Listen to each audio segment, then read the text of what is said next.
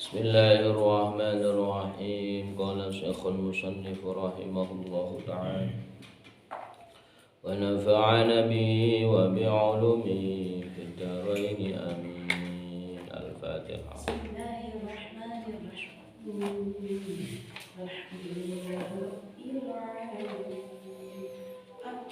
Bismillahirrahmanirrahim. Wa ruwiya lan den riwayataken sapa Mu'mar an Qatadah saking Qatadah apa nahu hadza qadone hadis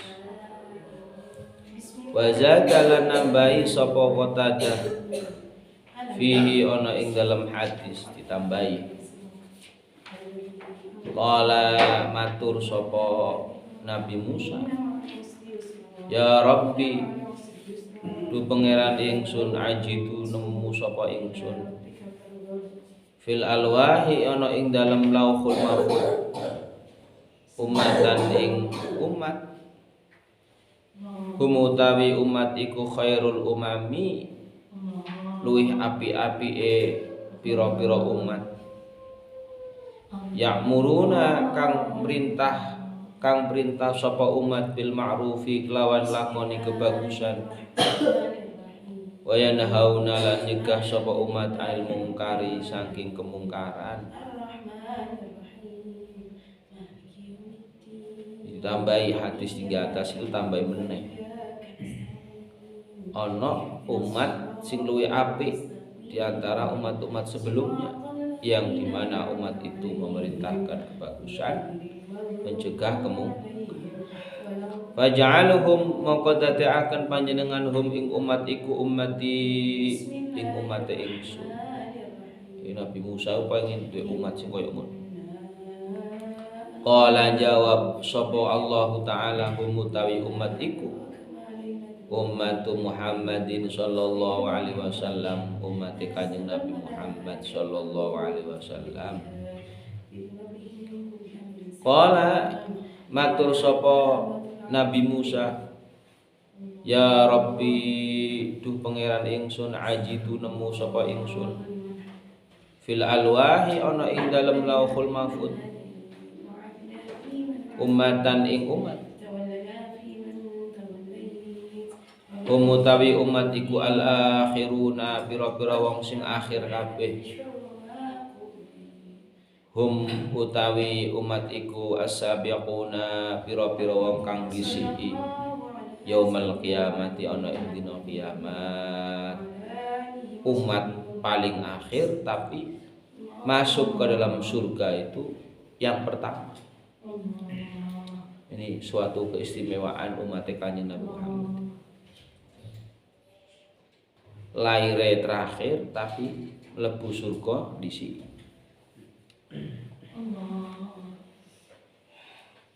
Faja'aluhum mongko dadekaken panjenengan hum ing umatiku umati ing umate ingsun. Qala jawab sapa Allahumma ta umatiku ummatu Muhammadin sallallahu alaihi wasallam ummate Kanjeng Nabi Muhammad sallallahu alaihi wasallam. Qala matur sapa Nabi Musa ya Rabbi tu pangeran ingsun ajitu nemu sapa ingsun fil alwahi ana ing dalem lauhul mahfuz ummatan ing umat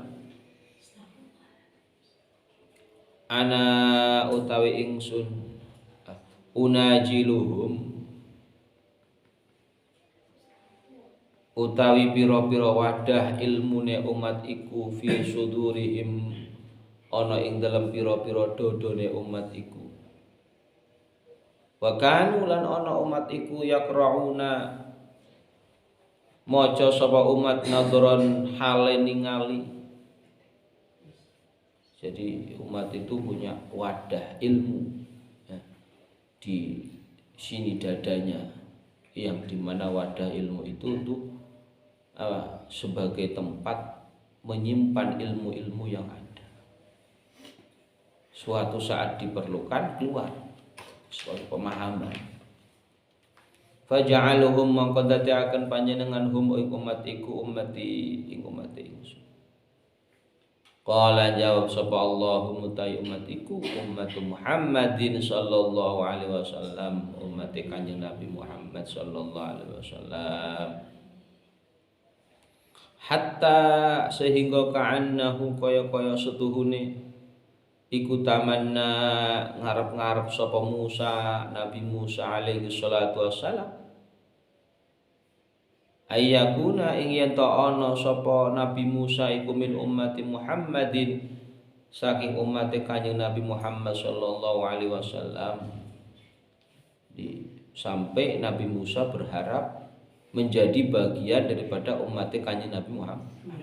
Iki Nabi sekaligus Rasul pengen jadi umat Kanjeng Nabi Muhammad. Karena apa? Karena saking istimewanya umat. Fa'auha nuli paring wahyu sapa Allah taala Allah ilaihi maring Nabi Musa.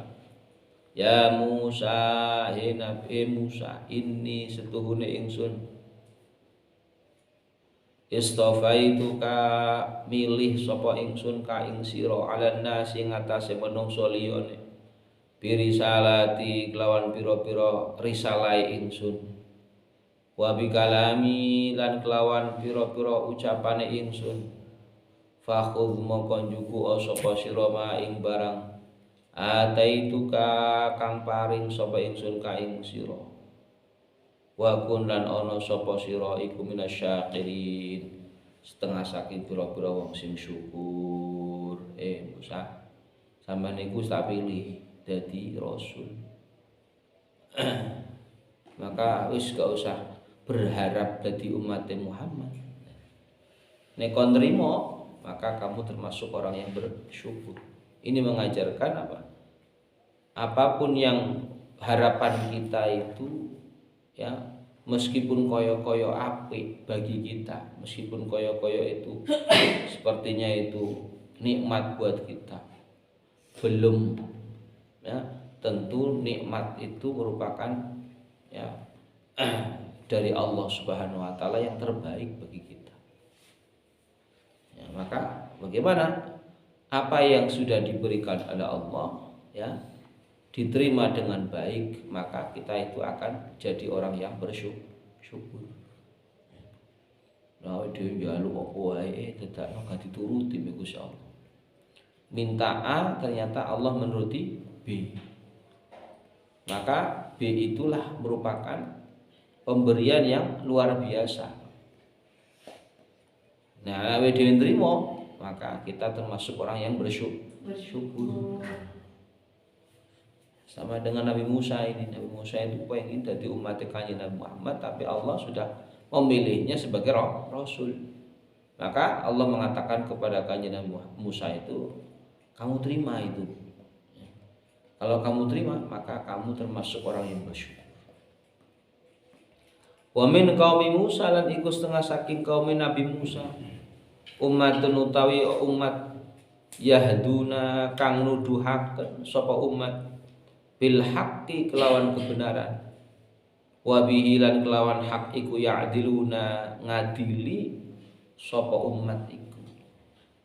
Nah, sebagian daripada umat Nabi Musa itu adalah umat yang menunjukkan kebenaran dan mereka adil. Tidak semua umat Nabi Musa itu orang yang durhaka, tidak, tapi ada sekelompok orang juga yang mereka menunjukkan kebenaran dan mereka berbuat adil. Faradhiya nulira ridho sapa Musa, Nabi Musa alaihi salatu wassalam. Setelah ya didhawuhi Allah seperti itu, akhir Nabi Musa ridho sebagai nabi dan rasul.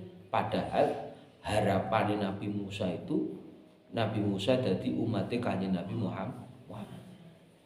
Tapi Allah Subhanahu wa taala sudah memilihnya menjadi nabi dan rasul. Inilah maka kita itu belajar dari Nabi Musa ini. Setiap keinginan yang kita inginkan itu belum tentu dikabulkan oleh Allah. Allah punya rencana lain. Allah ingin menjadikan kita itu sebagai yang dikehendaki, bukan yang kita inginkan. Waru ya lan warawalan riwayatan sapa Muqatil ibn Hibban anan Nabi sallallahu alaihi wasallam sunni kanjeng Nabi ku kala tau sapa kanjeng Nabi lama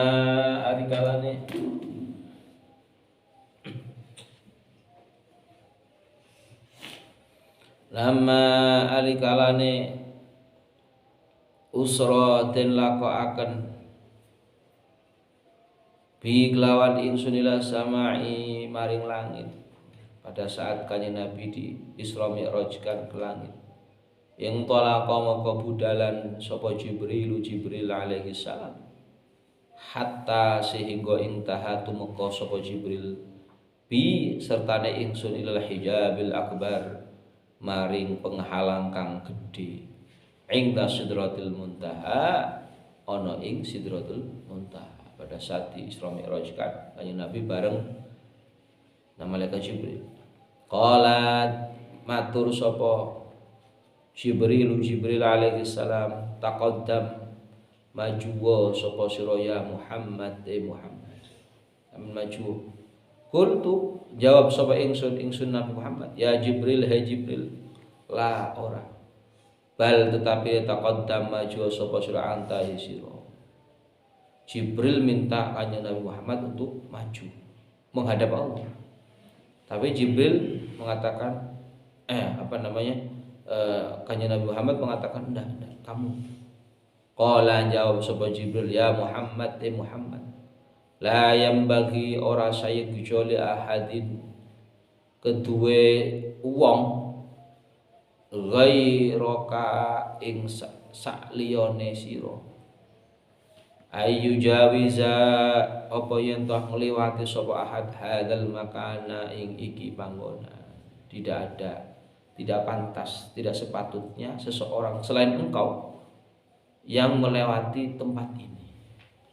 Wa anta utawi sira Muhammad iku akramu luwih mulya alallahi ngatasé Allah alallahi mungga Allah minni saking ingsun ndak ono yang pantas ya melewati ya, makan ini tempat ini kecuali engkau karena engkau adalah orang yang termulia di antara yang lain.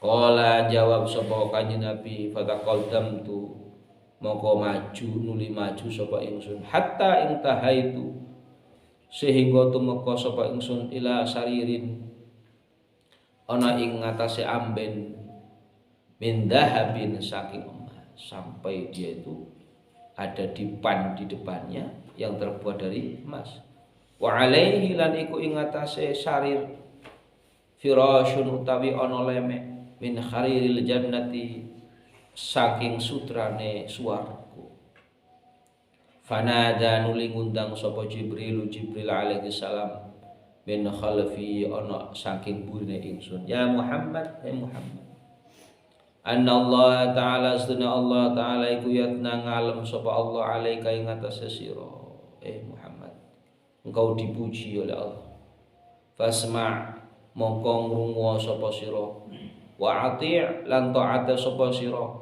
wala yuhawwilunaka lan ojo yuhawwilunaka lan ojo bingungaken tenanan ka ing sira apa kalamu ucapan Allah. Dengarkan ya kerjakan apa yang didhawuhi Allah. Fabada'tu mongko mulai sapa ingsun bisana'i kelawan ngalem Allah taala ing atase Allah. Fakultu nuli ngucap sapa ingsun Muhammad at-tahiyatu utawi pira-pira tahiyat iku lillahi kedua Allah wa sholawatu lan sholawat wa thayyibatu lan pira-pira kebagusan. Qala jawab sapa Allah taala Allah assalamu alayka ayyuhan nabiyyu wa rahmatullahi wa barakatuh. Ketika sampai di hadapan Allah kanjeng Nabi ya mengucapkan at-tahiyatu lillahi wassalawatu wa thayyibatu lillah. Pujian hanya kepada Allah, sholawat hanya kepada Allah, Setelah di situ disambut oleh Allah dengan salam. Assalamu alayka ayyuhan nabiyyu wa rahmatullahi wa barakatuh. Fakultu nuli jawab sapa kanjeng Nabi, assalamu alaina utawi keselamatan alaina ing atase kita, wa ala ibadillahi sholihin lan ing atase pira-pira hambane Allah sholihin kang saleh. Kanjeng Nabi itu memikirkan kita, di hadapan Allah masih memikirkan kita. Buktinya apa ini? Jawabannya Allah itu ya untuk dirinya kanjeng Nabi dan untuk orang-orang yang saleh.